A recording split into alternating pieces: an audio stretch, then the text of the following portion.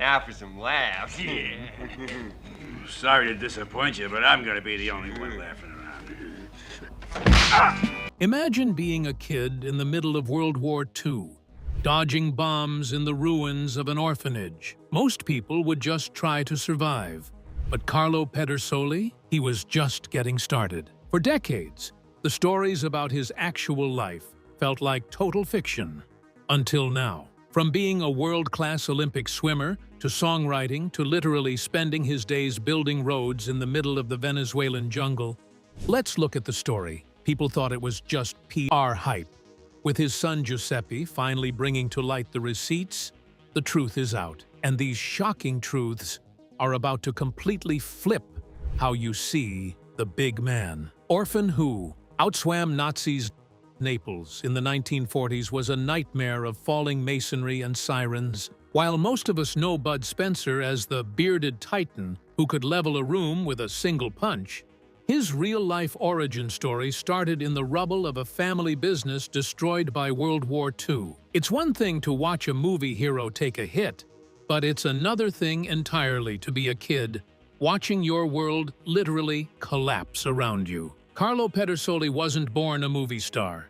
He was born into a situation where survival was the only metric that mattered. This wasn't some slow-burning tragedy either. The war ripped through his father's factory, and suddenly, the comfortable life they knew was gone. But here's the thing about Carlo. Even as a kid, he didn't just sit in the dust. He found a way to channel that chaos into something that would eventually make him a national hero before he ever set foot on a film set. He'd joined a local swimming club when he was just 7 years old.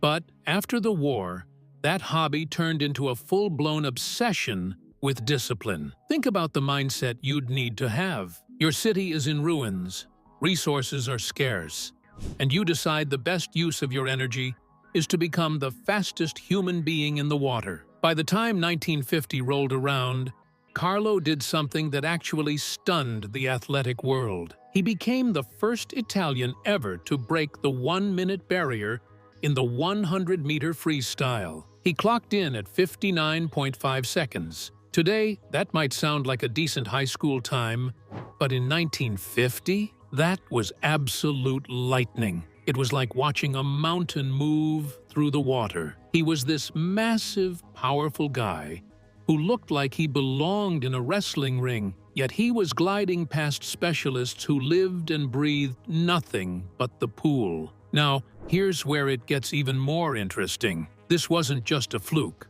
Carlo was proving that the grit tests he'd faced during the war had built a kind of internal engine that other athletes just couldn't match. He wasn't just swimming for medals. He was swimming like someone who knew what it felt like to have nothing. That drive took him all the way to the 1952 Olympics in Helsinki, and then again to the 1956 Games in Melbourne. We aren't talking about a guy who just showed up for the opening ceremony either. He reached the semifinals in both Olympics. Just imagine the scene. This future king of spaghetti westerns standing on the blocks next to the greatest swimmers on the planet, representing his country with everything he had. But wait, it actually gets weirder. Most people would be satisfied with being a two-time Olympian, but Carlo seemed to have this restless need to prove himself in every arena possible. While he was dominating the 100-meter freestyle, he was also a powerhouse in water polo. In 1955, he helped the Italian national team secure a gold medal at the Mediterranean Games in Barcelona. You have to understand the era of water polo he was playing in. In the 1950s, the game was essentially a sanctioned brawl under the waterline. No high-definition cameras were catching every foul. Carlo wasn't just a fast swimmer. He was the enforcer for the Italian national team. He used his 6'4" frame to hold position against some of the most aggressive athletes in Europe. This is actually where he developed that famous wrist snap he'd later use for his movie slaps. In water polo, you have to be able to whip a heavy, wet ball with zero warning while someone is literally trying to drown you. That raw, functional strength wasn't built in a gym with fancy weights.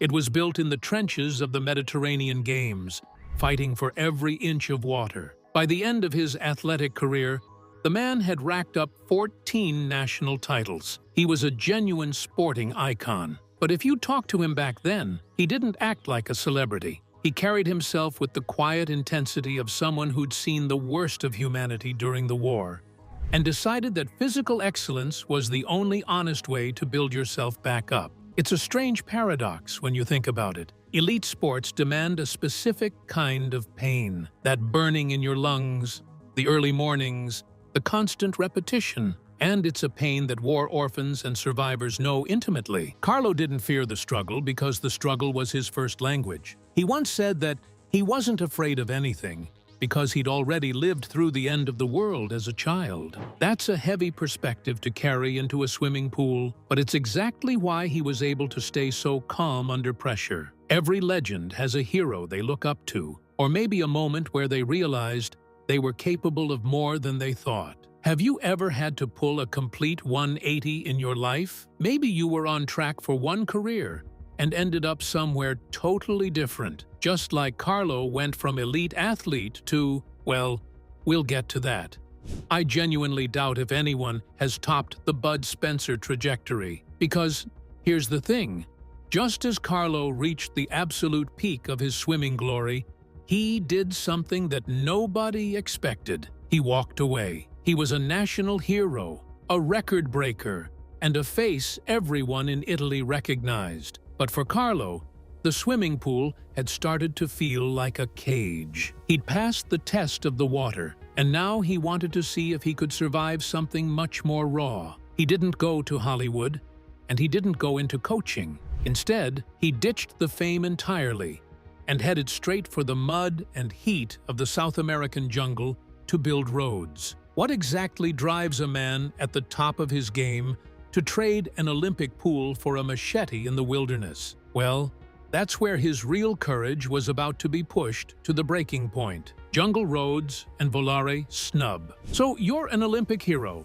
a national treasure, and basically the most famous face in Italian sports. What do you do next? If you're Carlo Pedersoli, you don't sign an endorsement deal or open a gym. You move to South America and start digging ditches.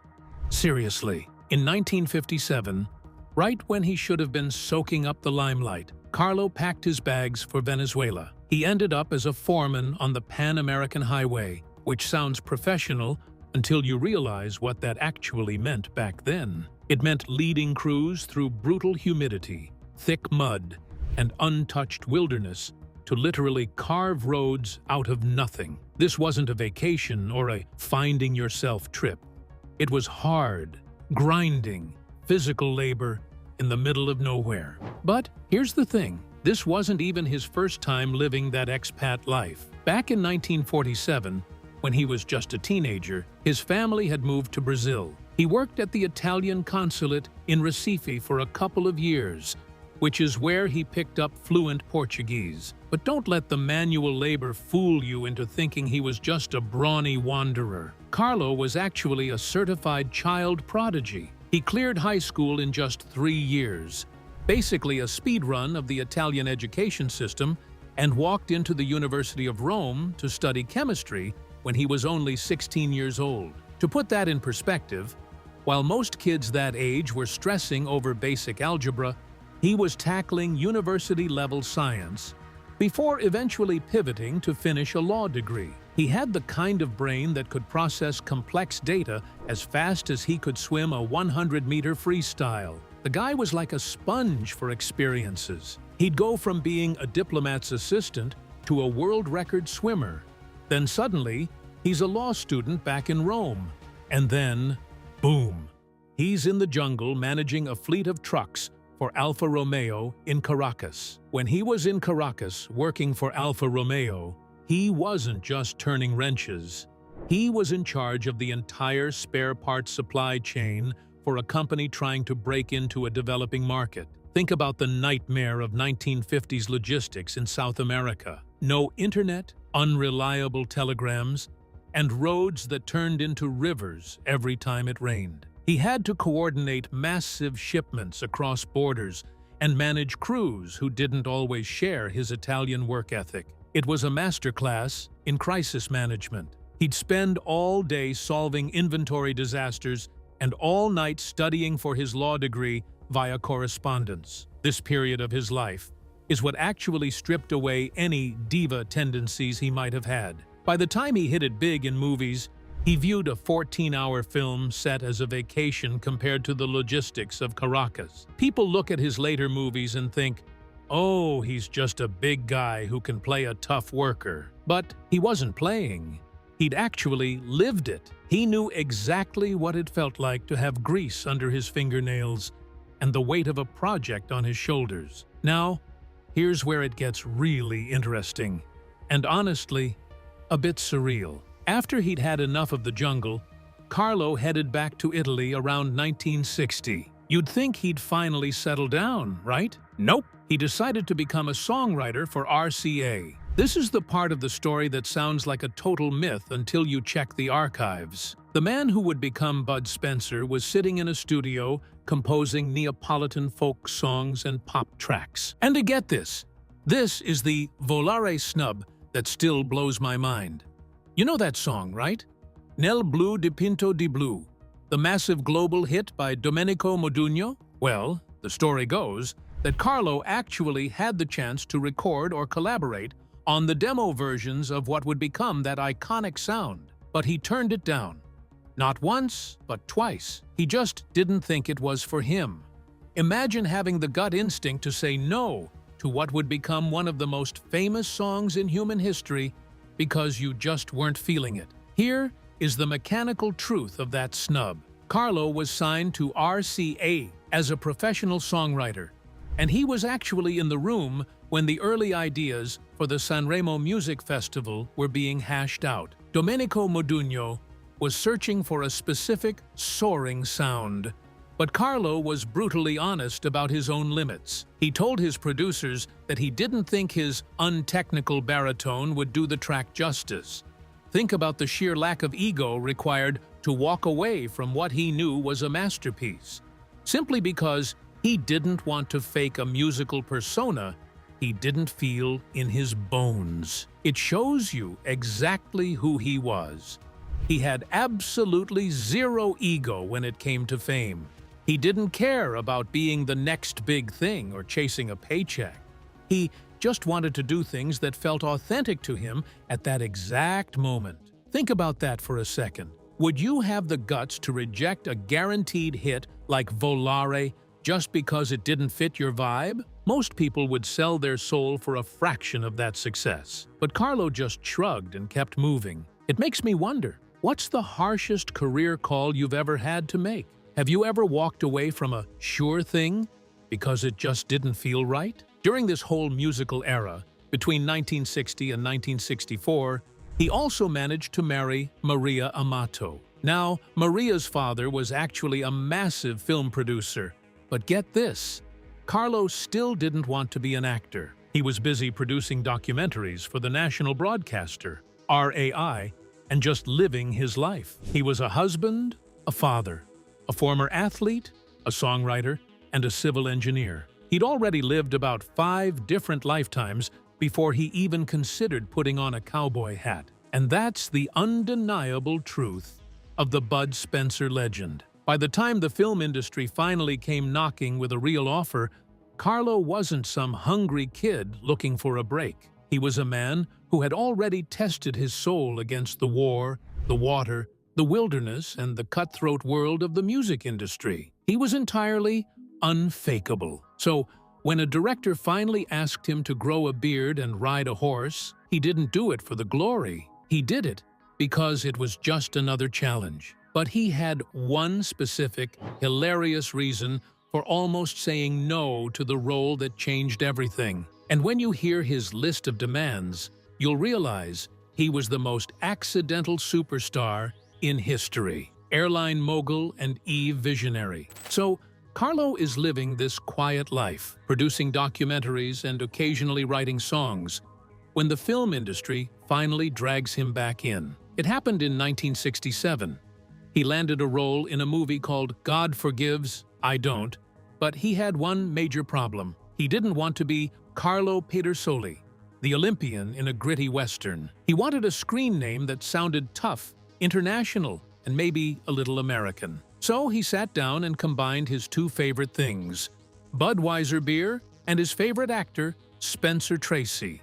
And just like that, Bud Spencer was born. But here's the thing. He almost wasn't the star. He was actually the backup plan. The production had already cast a guy named Jacques Martel for the lead. But then, in a stroke of absolute broken-foot luck, Martel went skiing and ended up in a cast. The director was panicking. He needed a massive guy who looked like he could crush a boulder with his bare hands, and he needed him yesterday. In walks Bud. And, as if the universe was done playing games, they paired him up with a blue-eyed actor named Mario Girotti, who'd just changed his name to Terence Hill. Now, here's where it gets interesting. Usually, when two actors meet for the first time on a set, there's a feeling-out process. Not these two. The chemistry was like a powder keg. They didn't just work together, they revolutionized the entire spaghetti Western genre. Before them, Westerns were all about Clint Eastwood, squinting into the sun, and everyone getting shot in slow motion. Bud and Terence changed the game. They turned the Wild West into a playground of goofy beatdowns and slapstick comedy. Between 1967 and 1994, they made 18 films together. Think about that for a second. The They Call Me Trinity duo alone pulled in over $30 million. And we're talking 1970s dollars here. That's blockbuster money that would make modern Marvel movies blush. Now, if you want to talk about method acting before it was a buzzword, look at the famous bean-eating scene in They Call Me Trinity. You know, the one where he polished off an entire cast-iron skillet of beans like he hadn't seen food in a month. Well, that wasn't acting. Carlo actually fasted for a full 24 hours before that scene was shot. He wanted the desperation to look real. When the cameras rolled, he ate the entire pan in one continuous take, barely coming up for air. Stuntmen on set said the smell of those lukewarm, greasy beans was enough to make anyone gag. But Bud treated it like a high-stakes athletic event. He proved that even in a silly Western, he wasn't going to fake the grit. If the character was starving, Bud was going to be starving. But wait, here's the uncomfortable truth that makes the legend even weirder. You know those iconic heavy-handed slaps?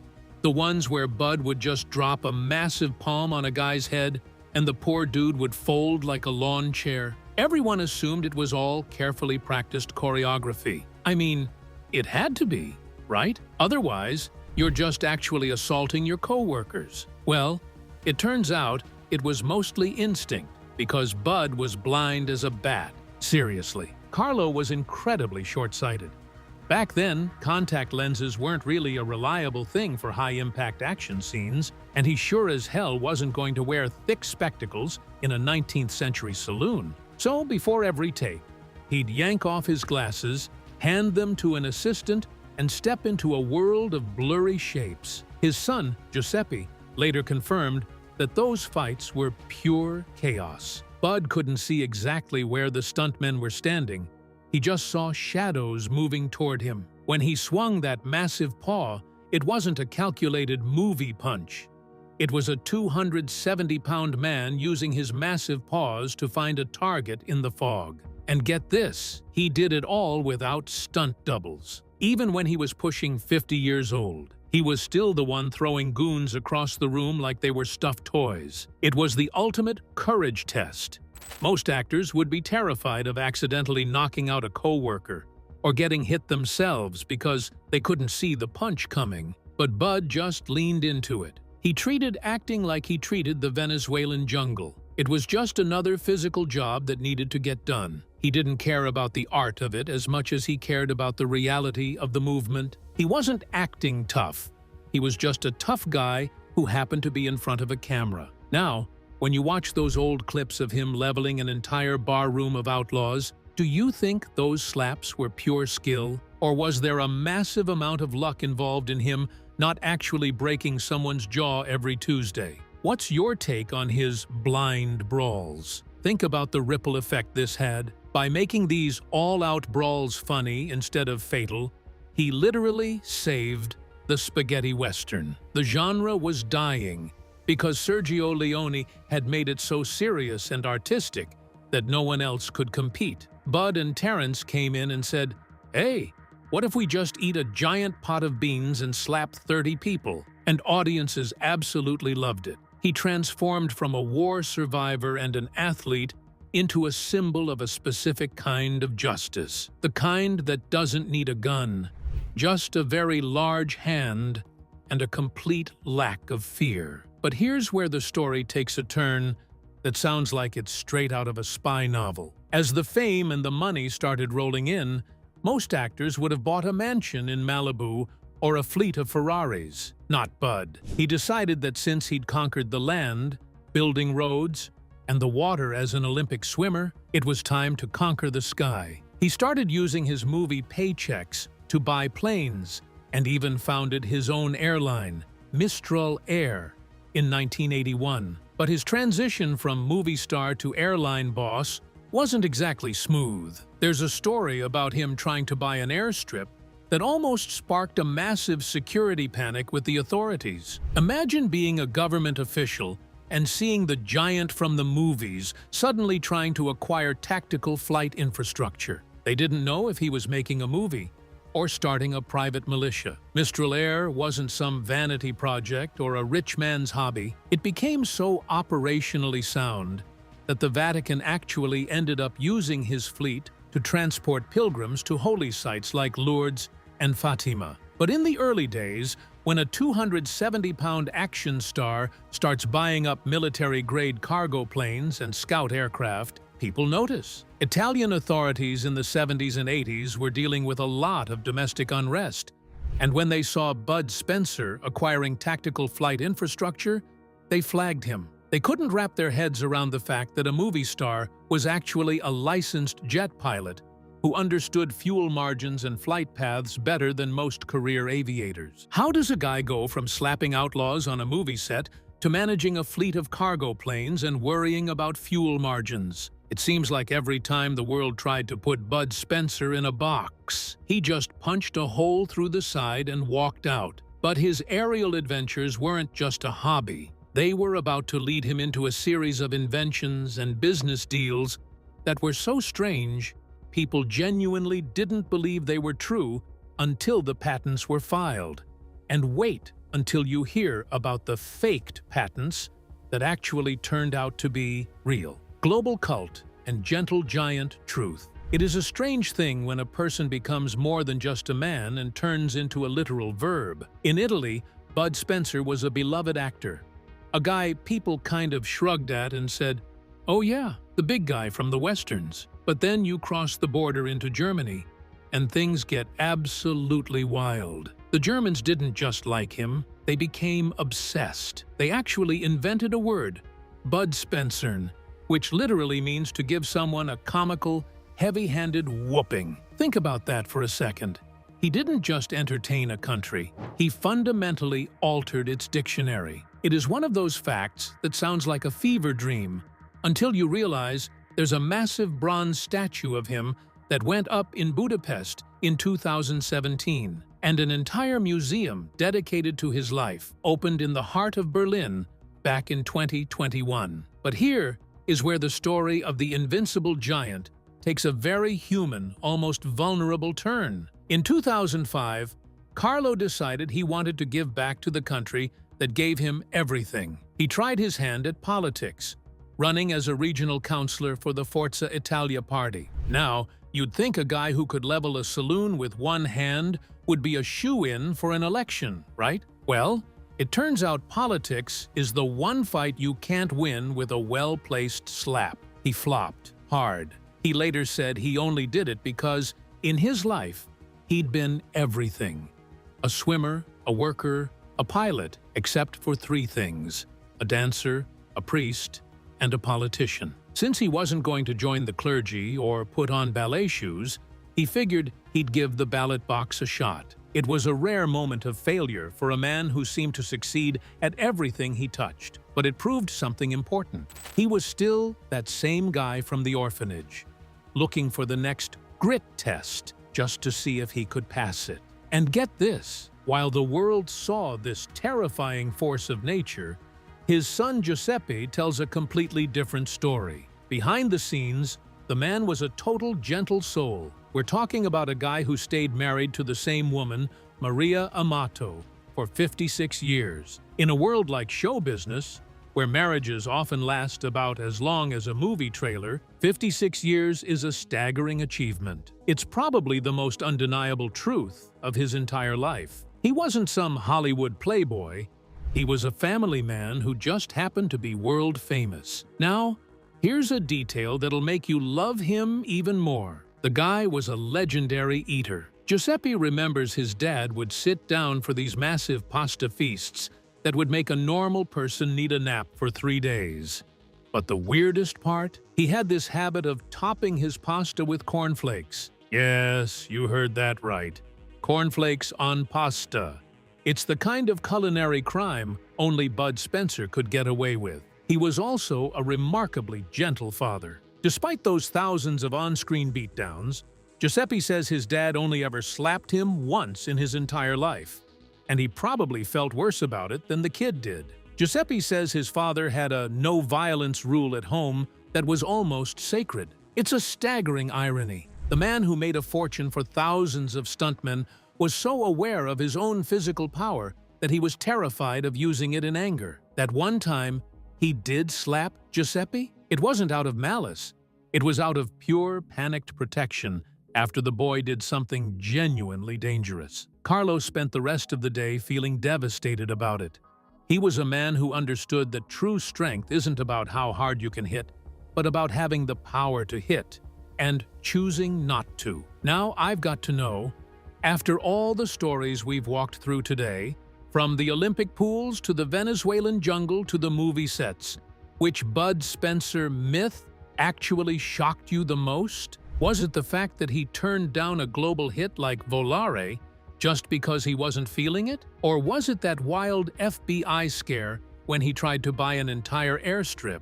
When Carlo Pedersoli finally passed away in 2016 at the age of 86, his last word was grazie, meaning thank you. It was a perfect, quiet ending for a man whose life had been a series of loud, explosive challenges. He spent 86 years proving that you don't have to be just one thing. You can be a world-class athlete, a road builder, an inventor, a pilot, and a movie star, all while remaining a decent, grounded human being. That's the real legacy of Bud Spencer. It wasn't just about the strength in his hands.